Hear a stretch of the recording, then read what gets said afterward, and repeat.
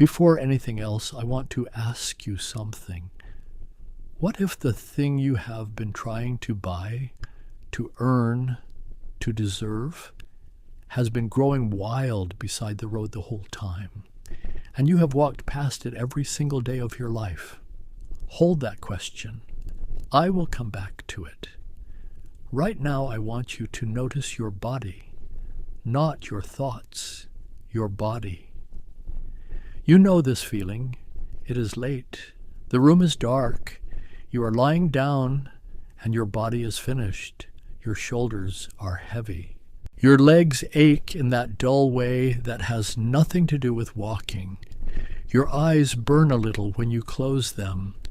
Every part of you that carries weight has stopped, and your mind is still working.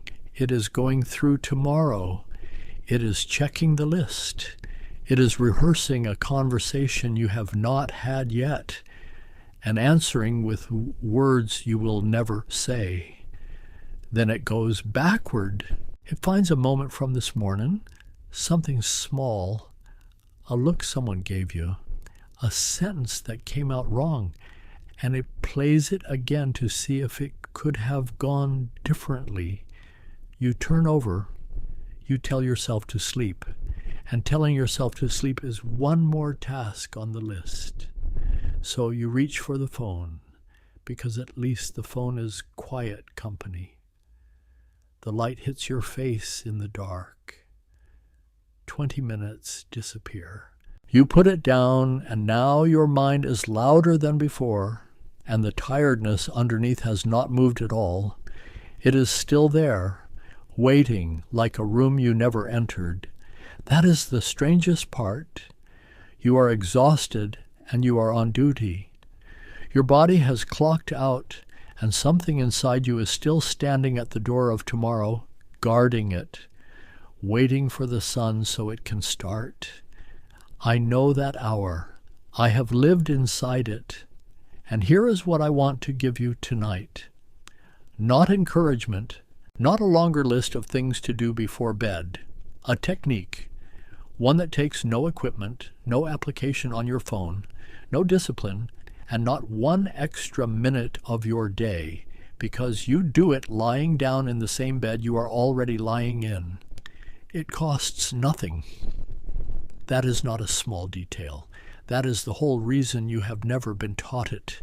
And I am going to explain exactly why by the middle of what I am about to tell you. My name is Master Wen. I spent decades of my life in silence, in a monastery far from any road, practicing what I am going to hand you now. I did not speak much in those years. I watched. And what I watched, more than anything else, was people arriving at that gate, already broken by the same thing. Not tragedy, not loss, tiredness, the particular tiredness of a person who cannot put the day down. They came from cities I had never seen, carrying lives I did not understand, and they all had the same face. The face of someone who has not truly rested in a long time and has stopped expecting to.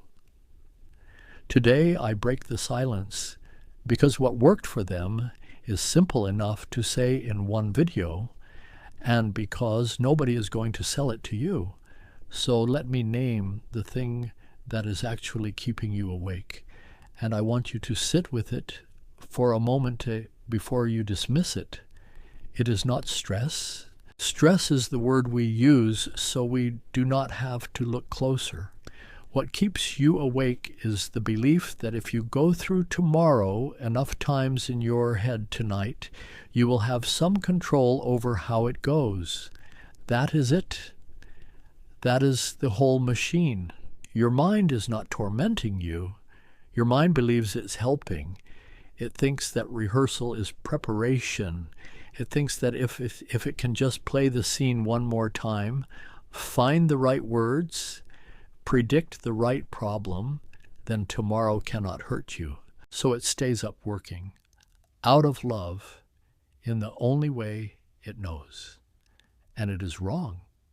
Not slightly wrong, completely wrong. You have already proven this to yourself hundreds of times. Think about the worst thing that happened to you in the last 5 years. Now ask yourself honestly, was it one of the things you lay awake preparing for? It never is. Stay with me until the end of this, because in a few minutes I'm going to give you the 3 parts of the technique, and each one takes less than a minute to learn. But the sentence that changed everything for me is not in the technique. It comes at the end, and it is the reason the technique works at all. If you leave before that, you will have the steps and not the door. Now let me answer the question I left you with at the beginning. When I was young at the monastery, there was an old teacher who almost never explained anything. He showed things and walked away, and you were left holding whatever he had shown you for months. One morning he took me to the edge of the path that went down the mountain. It was a path I had walked every day for 2 years. He stopped and pointed at the ground. There was a plant there. I want you to understand how unremarkable it was. Rough leaves, gray stalk, growing sideways out of the gravel between 2 stones in the worst soil on the whole mountain, in a place where nobody had planted anything and nobody ever would. He knelt down and pulled it out by the root. The root came up thick and dark and covered in dirt, ugly as a stone. He took out a small knife and cut the top off it. Inside it was gold, bright, wet gold, like the inside of a fruit that had been ripening in the dark all that time. He handed it to me and told me to taste it. It tasted of apple and honey. I am not being poetic with you. Sweet, clean, cold from the ground, better than anything that came into our kitchen. I asked him who had planted it. He said nobody. I asked him why nobody harvested it. Then, if it grew right there on the path where every person in the monastery walked twice a day, and he gave me an answer I did not understand for many years. He said, because it is free.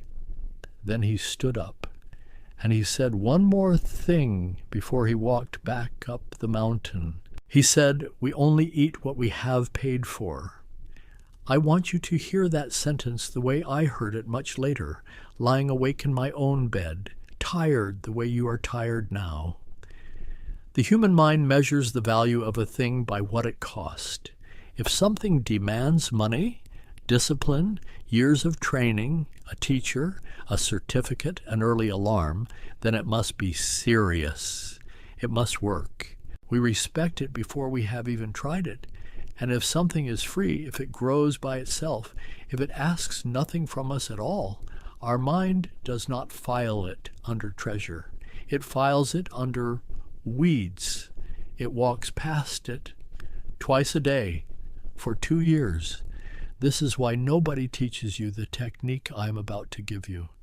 Not because it was hidden, not because some council of monks locked it in a room. I want to be honest with you because this is a channel where I would rather lose your attention than lie to keep it. There is no conspiracy. There is something much more ordinary and much harder to escape. It is not taught because it cannot be sold. There is no product in it. There is no course in it. There is nothing to buy, nothing to subscribe to, nothing to become a member of. You cannot build an empire on a thing that takes 1 minute and works while you are lying down. And so the whole world of advice walks past it, on the way to selling you the expensive thing. And you walk past it too, because a technique that costs nothing feels like it must be worth nothing. You have been looking for the imported fruit. It has been growing in the gravel on the path you take every single day. That is the reframe, and I want it to land properly before we go any further, because if you receive the technique, without it, You will try it once, feel a small thing, decide it was too simple to be real, and go back to searching for something that costs more. Here is what I am going to give you. 3 parts: the position of the hands, the shape of the breath, and 1 sentence. I will explain each part, then I will explain the mechanism underneath it, which is the thing almost nobody bothers to teach, and then I will tell you how to keep it so it does not become one more thing you tried in your life. And at the very end, the sentence that took me years to understand, the one the old teacher was actually giving me on that path. Before I start, tell me something in the comments. What time do you usually wake up in the night? For me, it was always the same hour, and I have never understood why the body chooses one. I read those comments. Let us begin with the moment, because a practice without a moment is only an idea. The moment is not bedtime. I want to be precise about this, because most advice about sleep is given to the wrong minute of the day. The moment is the instant you lie down and your body stops, but your mind does not. You will know it exactly. There is a small gap, sometimes only a few seconds long, between the relief of your back touching the bed and the first thought arriving. That gap is the door. Most people miss it because they fill it with the phone. If you have already missed it tonight, that is fine. It comes again. Every time you notice that your mind has started rehearsing, that noticing is the door opening a second time. It opens all night. You cannot run out of chances. Now the first part, the hands. Wherever your hands are right now, they are probably closed. Not in a fist, just closed, the fingers curled slightly toward the palm, the way a hand rests when a person is still holding something they cannot see. Look at your own hand tonight before you do anything else, and you will find it like that. Turn your palms upward and open them. Let the fingers uncurl completely until the hand is soft and empty and facing the ceiling. Rest them at your sides or on your belly, whichever feels less like work. Do not stretch them. Do not make it a posture. Just let them be open the way a hand is when it is holding nothing. It sounds like nothing. Stay with me, because in a moment I am going to tell you what your body does with that information, and it is the reason this part comes first instead of the breathing. The second part, the breath. Do not take a big breath. That is the first mistake almost everyone makes, and it's why so many people believe breathing does not work for them. A big deliberate breath is effort, and effort is the very thing we are removing tonight. Breathe in normally, through the nose, exactly as much air as you would take without thinking about it. Then let the air out slowly, and let it take longer than the breath in. That is the whole instruction. The out is longer than the in.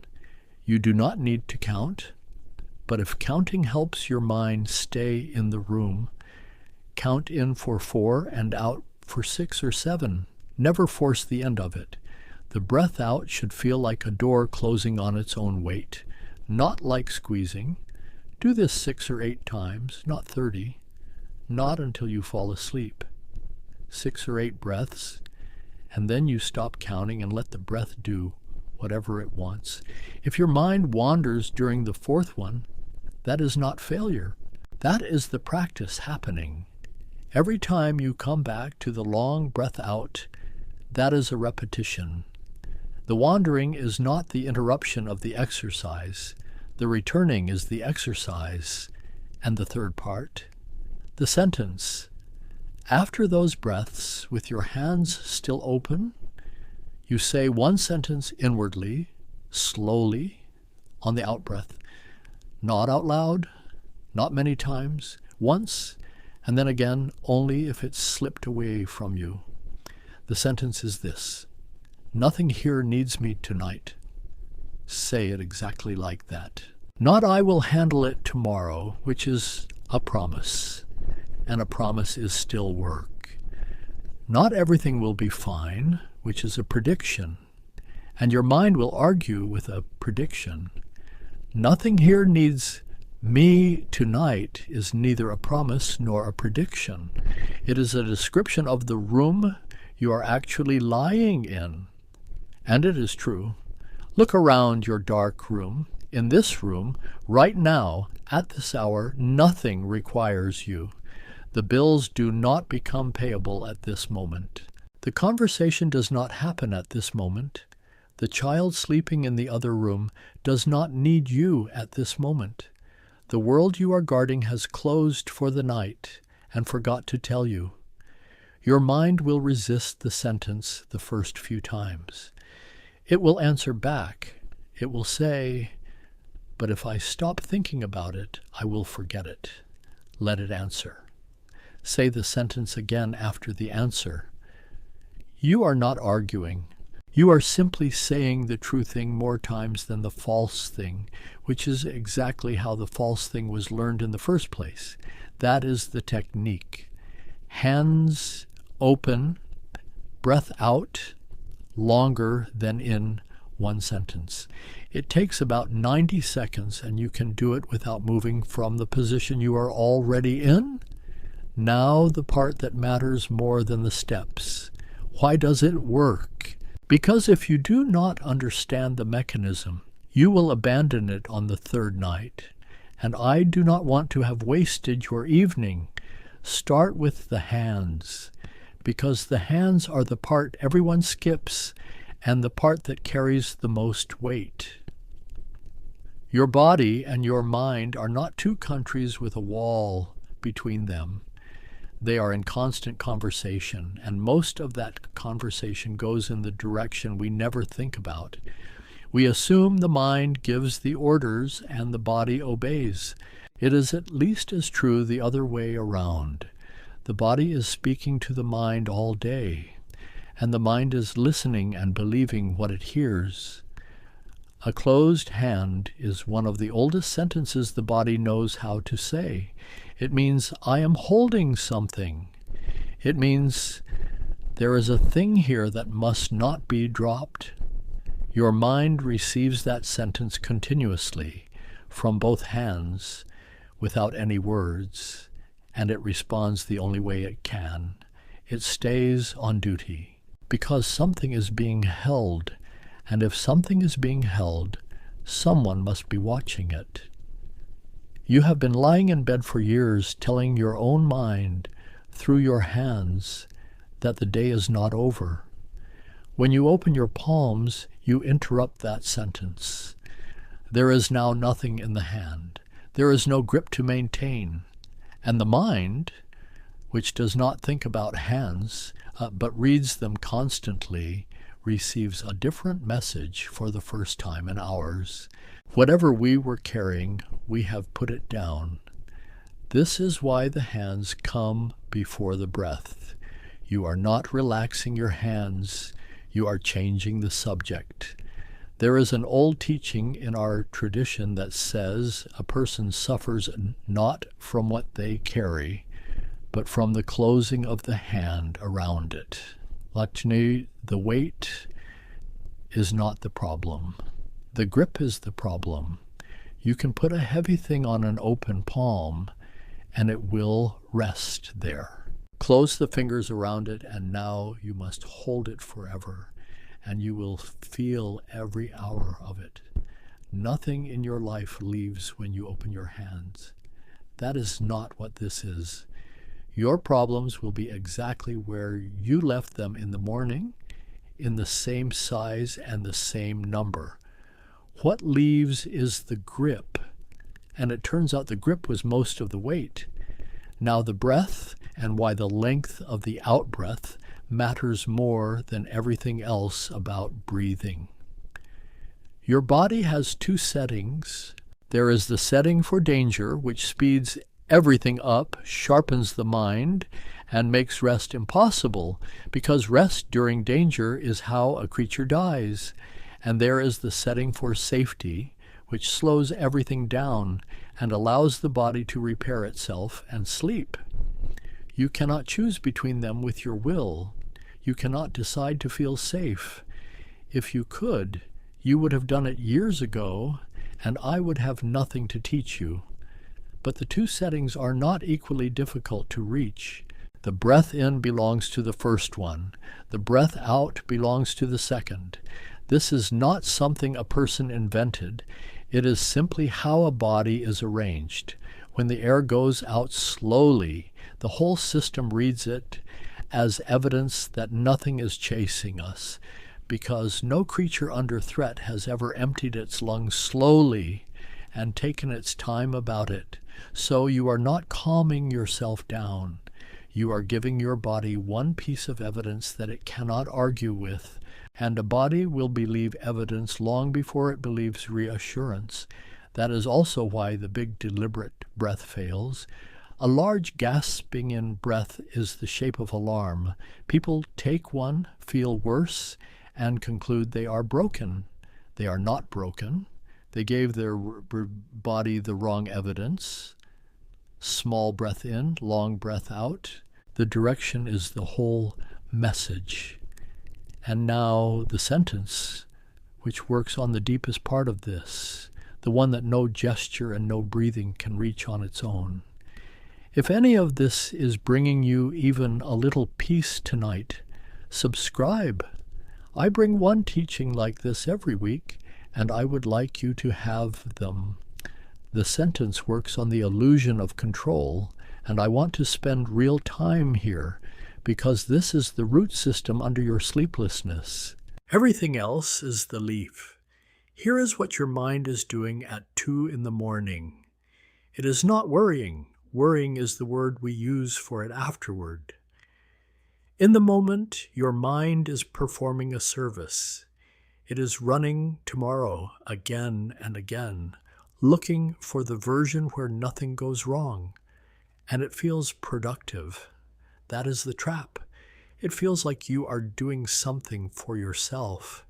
It has the texture of preparation, the seriousness of it, the effort. So you allow it to continue night after night, because stopping it would feel like negligence.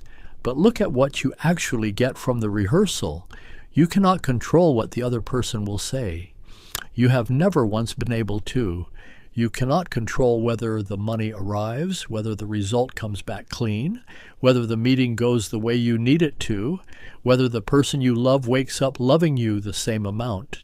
None of that has ever been in your hands on any night of your life, including the nights you stayed up managing it. What you can control is small, and it is only ever available in the daytime. You can prepare a document. You can make a call. You can say the honest thing.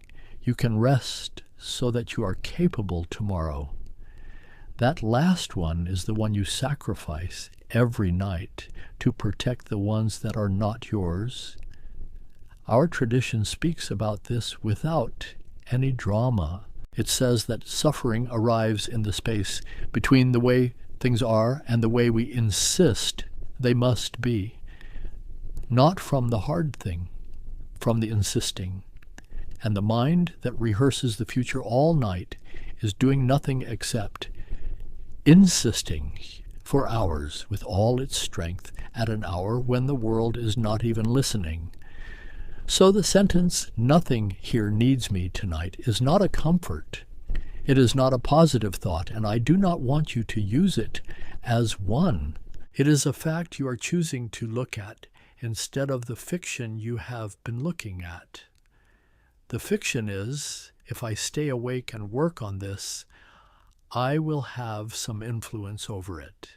The fact is, in this dark room, at this hour, there is nothing here that needs me. You are not letting go of your responsibilities. You are letting go of the pretense that they can be carried at 3 a.m. by a person lying down with their eyes closed. That was never possible. You have been trying to lift something that is not in the room, and there is a second layer to this, which took me longer to see.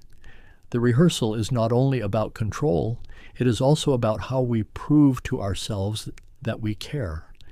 Many people cannot rest because rest feels like indifference. If I am not worrying about my child, am I still a good parent? If I am not turning the problem over, am I taking it seriously? If I sleep well the night before something important, does that mean it does not matter to me? So the sleeplessness becomes a kind of payment, proof of love, proof of seriousness. You lie there and you suffer, and the suffering is the receipt. I want to say this to you as clearly as I can. Nobody is collecting that receipt. Your exhaustion is not being counted anywhere. The person you are worrying about will never receive one hour of that. It does not reach them. It goes nowhere, and in the morning you are less able to help them than you would have been if you had slept, which means the love you were proving actually cost them something. Rest is not the opposite of caring. Rest is what makes caring possible for more than a few years.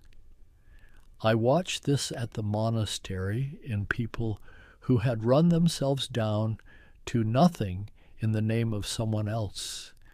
They arrived believing they were devoted. What they were was empty, and an empty person cannot pour. So when you say the sentence, you are not abandoning your post. You are admitting that the post is closed until morning, and that the guard is allowed to sit down. Say it with your hands open. That is why the 3 parts are done together and not separately. The hands say we are holding nothing. The breath says nothing is chasing us. The sentence says nothing needs us. 3 different languages, the body, the nervous system, and the thinking mind, all being told the same true thing at the same moment. That is why it works when a single one of them alone does not. Now let me tell you how to keep it, because this is where almost everything a person learns goes to die. You will try this tonight. One of 2 things will happen, and I want you prepared for both, because the unprepared version of either one ends the practice. The first possibility is that it works immediately. You will open your hands, breathe out long, say the sentence, and something in your chest will drop, and you will be surprised, and you will fall asleep faster than you have in months. If that happens, be careful. There is a danger in it. Tomorrow night your mind will come to the practice expecting that result, and expectation is effort, and effort is exactly what we removed. You will do the same 3 things and nothing will happen, and you will decide it only worked once by accident. So here is the instruction for that. Never measure. Do the 3 parts and let the night do what it does. You are not performing the technique in order to fall asleep. If you are doing it in order to fall asleep, you have turned rest into another task with a target, and your mind will treat it exactly like the others and stay up to supervise it. You are doing it because it is true. Your hands are empty. The breath goes out. Nothing here needs you tonight. Whether sleep comes at that moment or an hour later is not the practice. The practice is telling yourself the truth in 3 languages. Sleep is a side effect, and side effects do not arrive on command. The second possibility is that nothing happens at all. You will do it and feel slightly foolish lying there with your palms up, and your mind will keep going exactly as before. And there will be a voice that says, "This is what I get for listening to a man on the internet talking about a plant. Good." That night is normal, and it is not wasted, because the practice is not the calm. The practice is the repetition. You are undoing something that has been trained into you for years, possibly for decades. Every night of rehearsal you have ever had was a repetition in the other direction, thousands of them. You are not going to overturn that with one evening, and any person who tells you otherwise is selling you the expensive fruit. What actually happens is much less dramatic and much more reliable. The first week, you do the 3 parts and mostly notice nothing. The second week, you catch yourself mid-rehearsal and remember the sentence, and there is one small moment where the whole machine pauses before it starts again. That pause is the entire victory. Do not underestimate it. It means a gap has appeared between you and the machine, and everything grows in that gap. By the 3rd or 4th week, for most people, the pause becomes long enough to lie down inside. That is when the sleep changes. So here is how to keep it, in the plainest way I can say it. Do it on the easy nights too. This is the part people get wrong. They save the practice for the terrible nights, the ones where they are already spinning, and then they are trying to learn a new language during an emergency. Do it on the nights you are already calm and do not need it. Those nights are where the habit is actually built, and they cost you nothing because you were lying down anyway. Attach it to the position, not to the clock. Do not decide to practice at 10. Decide that lying down is the practice. Your back touches the bed, your palms turn up. Let the bed itself become the reminder, because the bed is already there every night, and your discipline is not. And do not add anything to it. This is my strongest warning. In 1 month you will feel the urge to improve it, to add a longer session, to add a second sentence, to add music, a schedule, a record of how many nights you managed it. Do not. The moment this becomes a system with requirements, it becomes expensive, and the whole reason it works is that it costs nothing. A free thing you can do every night for the rest of your life is worth infinitely more than an excellent thing you will abandon in March. Keep it poor, keep it small. That is not a limitation of the practice. That is the practice. Now, I have to be honest with you about what this is not, and I would rather do it here with your full attention than leave it as an afterthought at the end. This will not repair a life. If you are lying awake because you are grieving someone, this will not shorten your grief, and it should not. Grief is not a malfunction of sleep. It is love continuing in a body that has nowhere to put it. What this practice can do on those nights is stop you from fighting yourself while you grieve. That is all, and that is not nothing, but I will not pretend it is more. If you are lying awake because something in your life is genuinely wrong, because the work is destroying you, or the house you live in is not safe, or the person beside you makes you smaller every day, then no breathing pattern is the answer, and anyone who offers you one is helping you tolerate a thing you should be changing. Sometimes the sleeplessness is not a problem to be solved. Sometimes it is accurate. It is your own life telling you the truth at the only hour when you are quiet enough to hear it. Do not use this practice to silence a message you need to receive. And I want to say this part slowly, because it matters more than everything else I have told you tonight.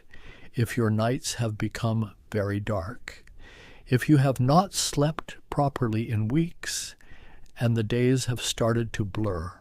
If the thoughts that come to you in that hour have moved from tomorrow toward whether you want to be here at all, then what I have given you is not enough. And it was never meant to be enough. And there is nothing weak or failed about you for needing more than a technique. Please tell someone, a person you trust, or someone trained to help. Say it out loud to another human being, even badly, even in the wrong words. That conversation is not a smaller step than practicing alone in the dark. It is a much larger one, and it takes more courage than sitting cross-legged for a decade. I say this as a man who spent many years in silence. Silence is a good teacher and a very poor doctor. There were people who came to our gate carrying things that no amount of stillness was going to lift, and the kindest thing anyone did for them was to say, "This is beyond what I can give you. Let us find the person who can." That is not the failure of the practice. That is the practice being honest about its own edges.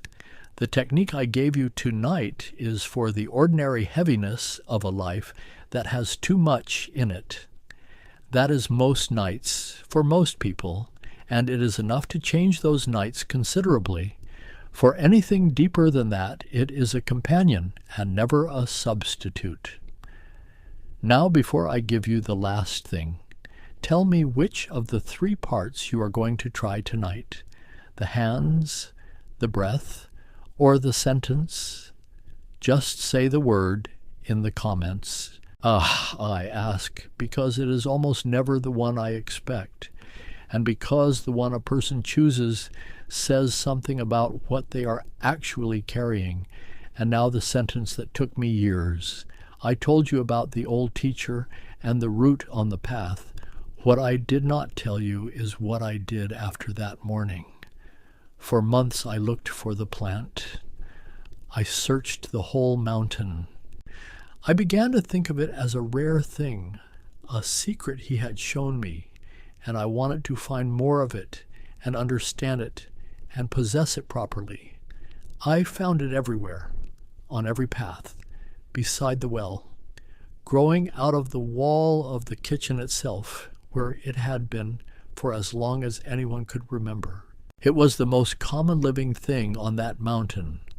I went back to him, and I was almost angry, and I asked him why he had made a ceremony out of showing me a weed. He said, "I did not show you the plant. I showed you the walking past." And then he gave me the sentence. He said, "You do not plant, rest. You stop stepping on it. That is it." That is the whole teaching, and it took me most of my adult life to understand what it costs a person to accept it. Rest is not something you build. It is not a skill you earn after enough discipline. It is not the reward you receive once the list is finally empty. And I want you to hear how cruel that arrangement is, because the list has never once been empty on any day of your life, and it will not be empty on the day you die. Rest is already there, underneath. It is the ground you are standing on. It grows in the gravel of an ordinary Tuesday night, in the worst soil, without being planted, without being deserved. And you walk past it twice a day for years, because it is free and because you have been taught that the valuable things must be paid for. Everything I gave you tonight is only the act of not stepping on it. Opening the hand is not adding peace. It is removing the grip that was covering it. The long breath out is not creating calm. It is uncovering the calm that was there under the alarm. The sentence is not making anything true. It is describing what was already true about your dark room before I ever spoke to you. I am not giving you anything. I want to be clear about that, because it is the most useful thing I know. There is nothing in my hands. There never was. What I am doing is pointing at the ground next to your foot. So tonight, when you lie down, do not try to sleep. Trying to sleep is planting. It is effort, and effort is the fence that keeps you out. Just stop stepping on it.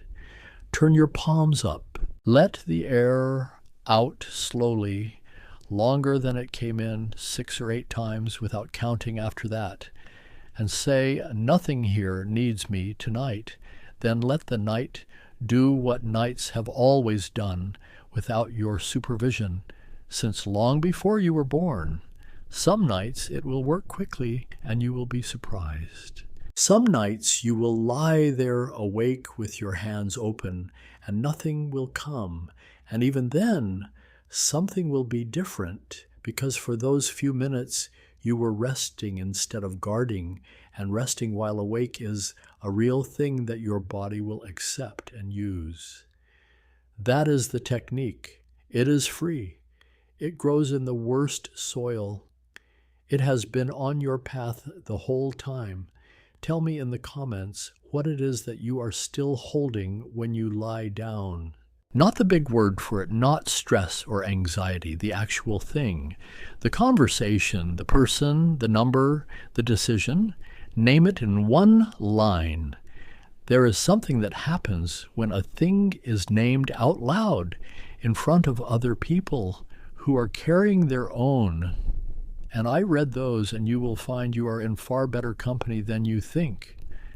And come back for the next one, because there is a companion to this that belongs to the other end of the day.